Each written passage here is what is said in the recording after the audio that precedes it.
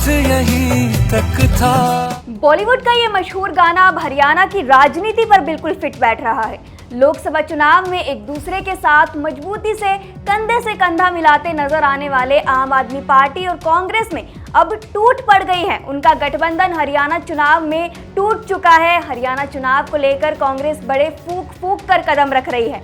कांग्रेस ने हरियाणा चुनाव के लिए 9 उम्मीदवारों की दूसरी सूची जारी की।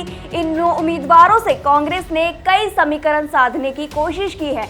वहीं दूसरी ओर पहले जहां सब जगह चर्चा थी कि आम आदमी पार्टी और कांग्रेस साथ मिलकर चुनाव लड़ेंगे, लेकिन अब इसमें भी फूट पड़ गई है। दोनों पार्टियों के बीच बातचीत के कई दौर चले, लेकिन नतीजा सिफर निकला। बताया जा रहा है कि सीट बंटवारे को लेकर दोनों पार्टियों में सहमति नहीं बन पाई। सूत्रों के मुताबिक आम आदमी पार्टी हरियाणा में 10 सीटों से ज्यादा की मांग कर रही थी, जबकि कांग्रेस 3 से ज्यादा सीटें देने को राजी नहीं थी। यही वजह रही कि दोनों पार्टियों के बीच गठबंधन नहीं हो पाया और हरियाणा विधानसभा चुनाव के लिए आम आदमी पार्टी ने अपने उम्मीदवारों की पहली लिस्ट जारी कर दी। बता दें कि पहली लिस्ट में 20 उम्मीदवारों को जगह दी गई है। ये एक तरफा ऐलान ऐसे समय में किया गया है जब कांग्रेस के साथ उसके गठबंधन की चर्चा चल रही थी, जो सबके लिए बेहद हैरानी वाला था। अब कांग्रेस ने कैसे 9 उम्मीदवारों से सियासी समीकरण साधने की कोशिश की है, इसको समझते हैं, और आम आदमी पार्टी ने क्या दाव चला है, इसको भी विस्तार से समझते हैं। सबसे पहले बात करते हैं गन्नौर विधानसभा सीट की। कांग्रेस ने पूर्व विधानसभा स्पीकर कुलदीप शर्मा को गन्नौर विधानसभा सीट से चुनावी मैदान में उतारा है। कुलदीप शर्मा गन्नौर सीट पर पिछला चुनाव हार चुके हैं। कुलदीप शर्मा पूर्व विधानसभा स्पीकर रह चुके हैं। 2019 के विधानसभा चुनाव में वो गन्नौर सीट से मैदान में उतरे थे, लेकिन उन्हें हार का सामना करना पड़ा था। अब पार्टी ने एक बार फिर से उन पर दाव खेला है और गन्नौर सीट से सियासी मुकाबले में उतारा है।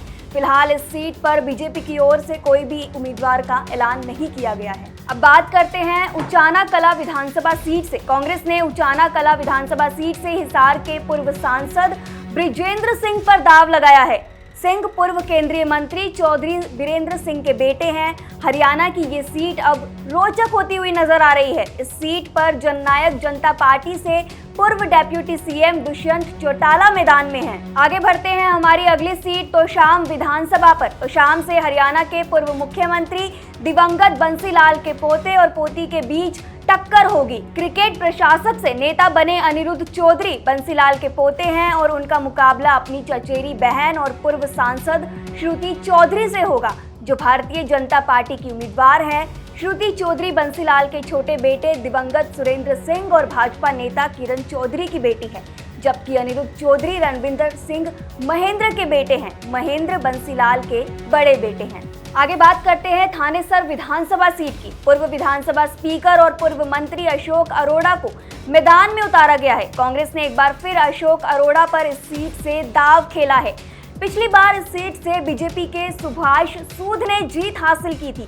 अब देखते हैं कि थानेसर से इस बार अशोक अरोड़ा कुछ कमाल कर पाते हैं या नहीं। अगली सीट है गुरुग्राम विधानसभा सीट। सुखबीर कटारिया का टिकट कटा है और मोहित ग्रोवर को इस सीट से मैदान में उतारा गया है। वहीं बीजेपी ने इस सीट से मुकेश शर्मा को टिकट दिया है।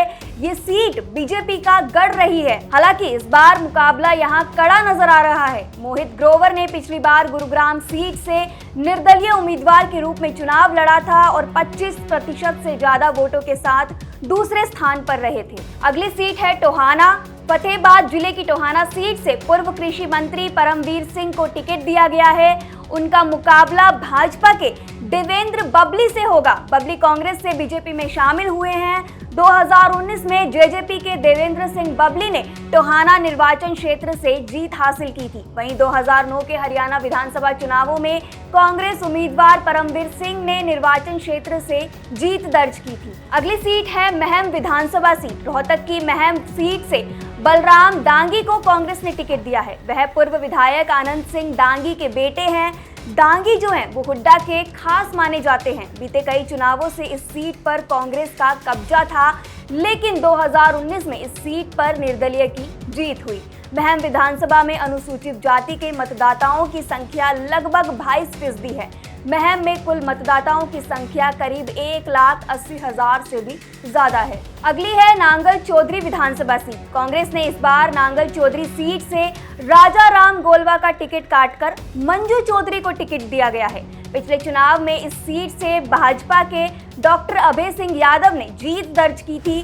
कांग्रेस के राजा राम तीसरे स्थान पर रहे थे। यही वजह है कि कांग्रेस ने मंजू सिंह पर इस बार दाव खेला है। नांगल चौधरी में कुल 1,02,606 वोटर हैं। इनमें से 79,463 पुरुष वोटर हैं। अगली सीट है बादशाहपुर। बादशाहपुर सीट पर वर्धन यादव को मैदान में उतारा गया है। यहां से पूर्व मंत्री नरबीर बीजेपी की तरफ से मैदान में हैं। इस सीट पर भी मुकाबला रोचक बन गया है। पिछली बार इस सीट से निर्दलीय उम्मीदवार राकेश दोलालाबाद ने चुनाव जीता था।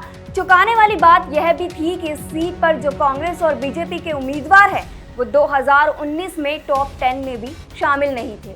तो ये थी कांग्रेस की दूसरी सूची। वहीं हरियाणा विधानसभा चुनाव से कांग्रेस और आम आदमी पार्टी गठबंधन को लेकर भी बातचीत जारी थी। रविवार को ही राज्य में कांग्रेस के प्रभारी दीपक बाबरिया और आम आदमी पार्टी के राज्यसभा सांसद राघव चड्ढा ने मुलाकात की थी। उस मुलाकात के बाद दोनों नेताओं ने जल्द ही गठबंधन फाइनल किए जाने की भी बात कही थी, लेकिन अब ये गठबंधन हरियाणा में टूट गया है। पार्टी के सीनियर नेता और सांसद संजय सिंह ने पहले ही कहा था कि आम आदमी पार्टी ने हरियाणा में पूरी तैयारी कर ली है, सारी प्रक्रिया खत्म हो चुकी है। अब सिर्फ पार्टी सुप्रीमो यानी कि अरविंद केजरीवाल की ही हाँ का इंतजार कर रही है।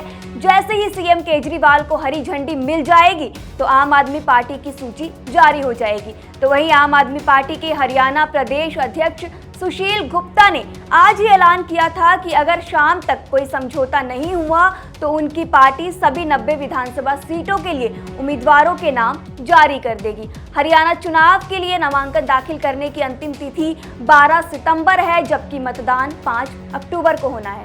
जिन 11 सीटों पर कांग्रेस पहले ही उम्मीदवार घोषित कर चुकी है, वहां पर भी आम आदमी पार्टी ने अपने उम्मीदवार उतार दिए हैं। इसमें उंचाना कला से पवन फौजी, महम से विकास नेहरा, बादशाहपुर से बीर सिंह सरपंच, नारायणगढ़ से गुरपाल सिंह, समाल लखा से बिट्टू पहलवान, डबवाली से कुलदीप गदराना, रोहतक से विजेंद्र हुड्डा, बहादुरगढ़ से कुलदीप चिकारा, बादली से रणबीर गुलिया, बैरी से सोनू अहलावत और महेंद्रगढ़ से मनीष यादव को उतारा गया है।